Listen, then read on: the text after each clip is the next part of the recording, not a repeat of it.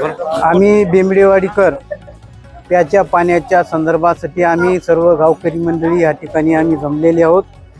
आमच्या गावातील गावलगत असलेली विहीर विनोद हरिबा बेंबडे यांच्या सर्वे गटामध्ये असून जवळजवळ वडील उपजेत जवळजवळ बरेच चौथी पिढी झालं या विहिरीचा लोक पाण्यासाठी प्याच्या पाण्याचा वापर करत असताना आता ह्या काळामध्ये 7 दिवसापासून ह्या विहिरीचं पाणी बंद केलेलं आहे आणि वाटोवर गेटसुद्धा लावलेलं आहे आणि आता प्याच्या पाण्याचा प्रश्न आमच्यापुढे मोठा उभारलेला आहे।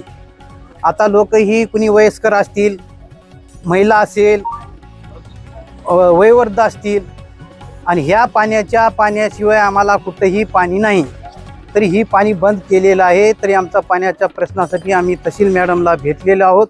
त्याने आम्हाला 4 वाजेपर्यंत आम्हाला त्या ठिकाणी येऊन आमचं आश्वासन दिलेलं आहे।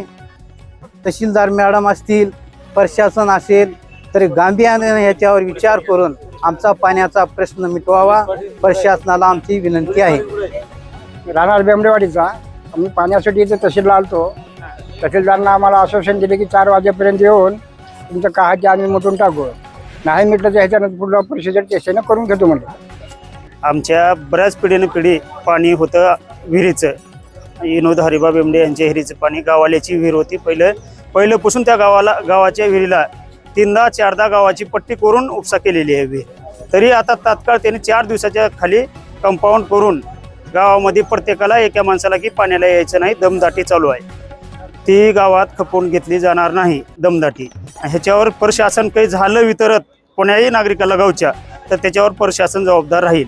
कायदेशीर प्रशासनानं कारवाई करावं त्याच्यावर कोणत्याही नागरिकानं। आणि जेवट ही निकाल जर लागत नसेल तर शेवटी प्रत्येक नागरिकाचा आत्मदानाचा इशारा राहील। मी सुरकुटे सतीश मधुकर, राहणार बेंबडेवाडी, पोस्ट गंगाईपारका, तालुका अहमदपूर, जिल्हा लातूर या गावचा रहिवासी असून आमच्या गावची जी सार्वजनिक विहीर, ज्या विहिरीचं पाणी पूर्ण गाव जवळपास 3 ते 4 पिढ्यापासून पिते, त्या विहिरीचं पाणी एका डांबरट शेतकऱ्यांना आपली हुकुमशाही चालवत असून गोरगरिबांना धाक दाखवून त्यानं ती विहीर 4 दिवस झालं बंद केलेली आहे। रस्ता पूर्ण गावचा आज पाण्यासाठी गाव वणवण भटकत आहे।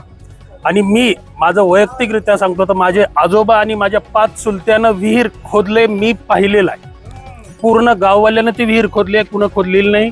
अक्षरशः 100-100 रुपये जमा करून पूर्ण गावनं पैसे जमा करून त्या विहीर खोदलेली आहे। आणि ह्या पूर्ण गाव या गोष्टीला साक्षीदार आहे आणि आम्हाला प्रशासनाने न्याय मिळवून द्यावा ही आमची प्रशासनाला विनंती आहे। सध्या ती विहीर मालकी हक्काची आहे, लावून घेतले कोण अधिकारी आहे त्या संबंधित अधिकाऱ्यावर सुद्धा माननीय तहसीलदार मॅडमनी कारवाई करावी ही त्यांना माझी नम्र हात जोडून विनंती।